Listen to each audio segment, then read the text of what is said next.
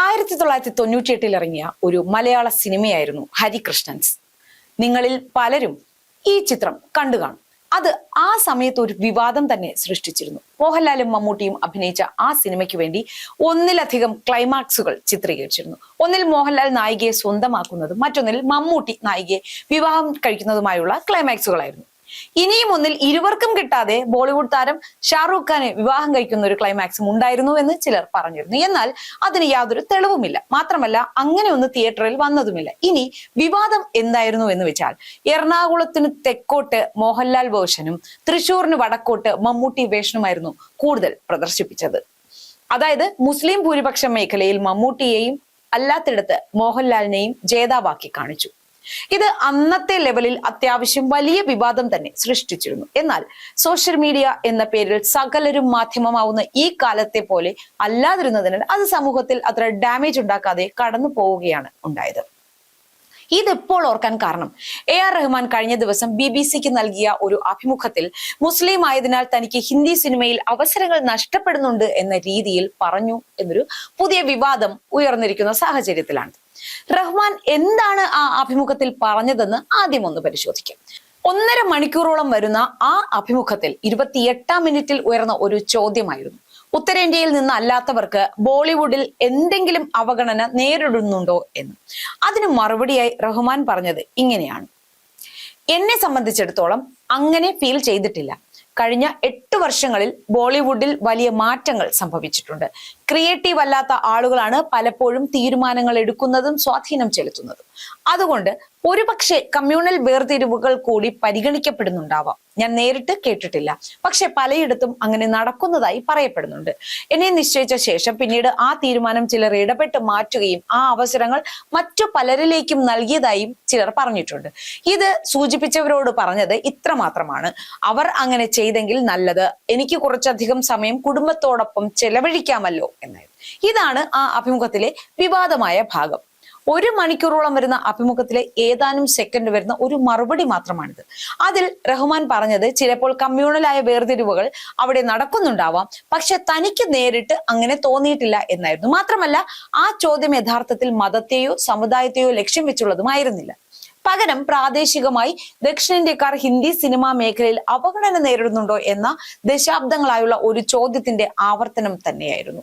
Yesudas, SP Balasubrahmanyam, ചിത്ര തുടങ്ങിയ ദക്ഷിണേന്ത്യൻ ഗായകർക്കും കമലഹാസനെ പോലെയുള്ള അഭിനേതാക്കൾക്കും ഹിന്ദിയിൽ അവർ അർഹിക്കുന്ന സ്ഥാനം ലഭിച്ചില്ല എന്നത് പരസ്യമായി തന്നെ എല്ലാവരും അംഗീകരിക്കുന്ന ഒരു വസ്തുതയാണ്. എന്നാൽ രാം ഗോപാൽ വർമ്മ, മണിരത്നം തുടങ്ങിയ സ്വന്തം പ്രൊഡക്ഷൻ ഹൗസുള്ള സംവിധായകർ ബോളിവുഡിൽ സ്വന്തം സ്ഥാനം പിടിച്ചെടുത്തവർ തന്നെയാണ്. അതുപോലെ AR റഹ്മാനും മോശമല്ലാത്ത സ്വാധീനം ബോളിവുഡ് സിനിമകളിൽ ഉണ്ടാക്കിയെടുത്തിട്ടുണ്ട്. പക്ഷെ റഹ്മാൻ പറഞ്ഞ മറ്റൊരു സംഗതി വളരെ പ്രധാനമാണ്: കഴിഞ്ഞ 8 വർഷം. അതാണ് ഈ ഇന്റർവ്യൂവിലെ ഏറ്റവും പ്രധാന വാക്ക്. നേരത്തെ പറഞ്ഞ പോലെ രാം ഗോപാൽ വർമ്മയും മണിരത്നവും പോലെയുള്ള ദക്ഷിണേന്ത്യൻ സംവിധായകരും AR റഹ്മാനെ പോലെയുള്ള സംഗീതജ്ഞരും ബോളിവുഡിൽ തിളങ്ങിയത് ഈ 8 വർഷങ്ങൾക്ക് മുൻപായിരുന്നു. ഈ 8 വർഷം മുൻപ് എന്ന് റഹ്മാൻ പറയുന്ന കാലം എടുത്തു നോക്കാം. ജോധ അക്ബർ പോലെയുള്ള സിനിമകളും അതിലെ സൂഫി സംഗീതവുമെല്ലാം ജാതി മത ഭേദമന്യേ ഇന്ത്യൻ ആസ്വാദകർ നെഞ്ചോട് ചേർത്തവർ. 8 വർഷം മുൻപ്, അതായത് 2018-ലാണ് സഞ്ജയ് ലീല ബൻസാലിയുടെ ഒരു ചിത്രം വലിയ വിവാദം സൃഷ്ടിച്ചത്. പത്മാവത് എന്ന ചിത്രമായിരുന്നു അത്. ഹിന്ദുത്വ സംഘടനകൾ ചിത്രത്തെ ബഹിഷ്കരിക്കാൻ പരസ്യമായി ആഹ്വാനം ചെയ്യുകയും തിയേറ്ററുകൾക്കും ചിത്രത്തിന്റെ അണിയറ പ്രവർത്തകർക്കും നേരെ ഭീഷണി ഉയർത്തുകയും ചെയ്തു. എന്നാൽ ബഹിഷ്കരണ ഭീഷണിക്ക് ശേഷവും ചിത്രം സാമാന്യം നല്ല രീതിയിൽ തിയേറ്ററിൽ കളക്ഷൻ നേടിയത് ഹിന്ദുത്വ തീവ്രവാദ സംഘടനകളെ നല്ല രീതിയിൽ പ്രകോപിപ്പിക്കുകയുണ്ടായി. ഇനി ബഹിഷ്കരണം കൊണ്ട് വലിയ ഗുണമുണ്ടാവില്ല എന്ന് മനസ്സിലാക്കിയ അവർ അവിടെ നിന്നാണ് തങ്ങളുടെ ശൈലി മാറ്റാൻ തുടങ്ങിയത്. അതാണ് റഹ്മാൻ പറഞ്ഞതിൽ നമ്മൾ ഇഴകേറി പരിശോധിക്കേണ്ട ഒരു കാര്യം. ഈ സംഭവത്തിന് ശേഷമാണ് ഹിന്ദുത്വ പ്രോപ്പഗണ്ട സിനിമകൾ എന്ന ഒരു കാറ്റഗറി ബോളിവുഡിൽ പിടിമുറുക്കിയത്. അതിന് കേന്ദ്ര സർക്കാരിന്റെ മെഷീനറികളുടെ പിന്തുണയും ഉണ്ടായിരുന്നു. സെൻസർ ബോർഡ്, ചലച്ചിത്ര അക്കാദമികൾ, ഫിലിം ഇൻസ്റ്റിറ്റ്യൂട്ടുകൾ എന്നിവിടങ്ങളിലെല്ലാം തീവ്ര ഹിന്ദുത്വ പ്രചാരകരെ കുത്തിനിറയ്ക്കുകയും അവാർഡുകൾ പോലും ഇത്തരം സിനിമകൾക്കായി റിസർവ് ചെയ്യപ്പെടുകയും ഉണ്ടായ സംഭവങ്ങൾ നിങ്ങൾക്ക് ഓർമ്മയുണ്ടാവും. റഹ്മാൻ സൂചിപ്പിച്ച 8 വർഷങ്ങൾക്കുള്ളിൽ ഇറങ്ങിയ ഇത്തരം സിനിമകളുടെ ലിസ്റ്റ് ഒന്ന് പരിശോധിക്കാം. എല്ലാം പരാമർശിക്കുക എന്നത് ഈ ചെറിയ വീഡിയോയിൽ നടക്കുന്ന കാര്യമല്ല. എന്നാലും കുറച്ചു പേരെങ്കിലും പറയാതെ പറ്റില്ല.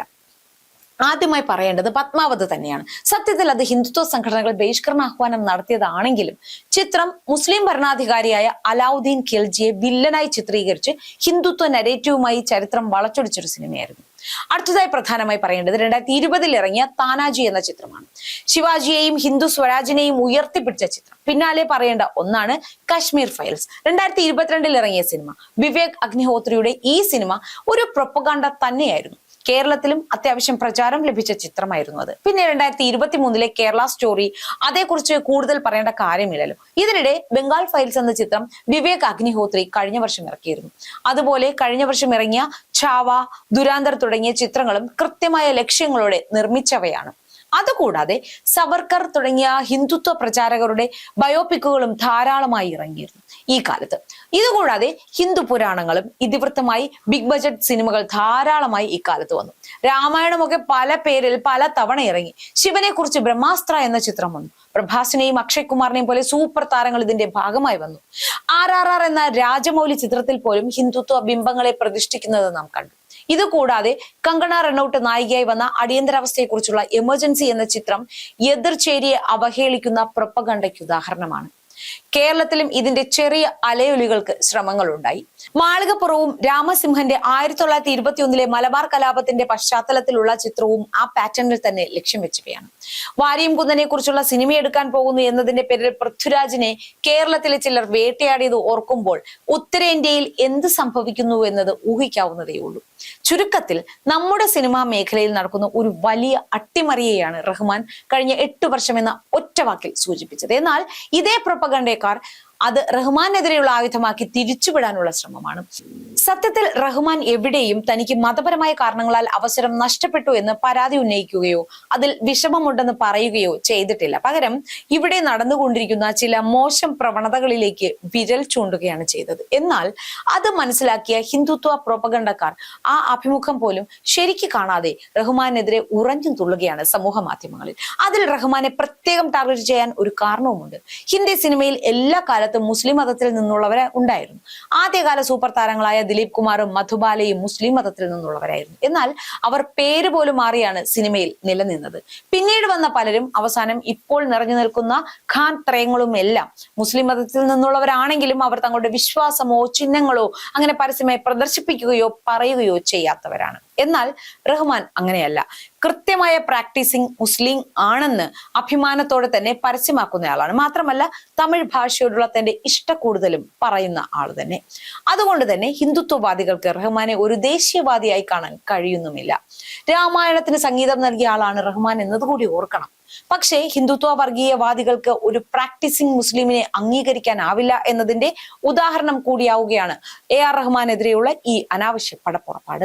അനാവശ്യ പടപ്പുറപ്പാടെന്ന് പറയാൻ ഒരു കാരണം കൂടിയുണ്ട്. BBC ഈ ഇന്റർവ്യൂ അവർ പ്രസിദ്ധീകരിച്ചിട്ടുണ്ട്. എന്നാൽ അത് ഇതുവരെ കണ്ടിട്ടുള്ളത് ആകെ 68,000 പേർ മാത്രമാണ്. അതായത് റഹ്മാൻ എന്താണ് പറഞ്ഞതെന്ന് അത്രയും പേർ മാത്രമേ കണ്ടിട്ടുള്ളൂ.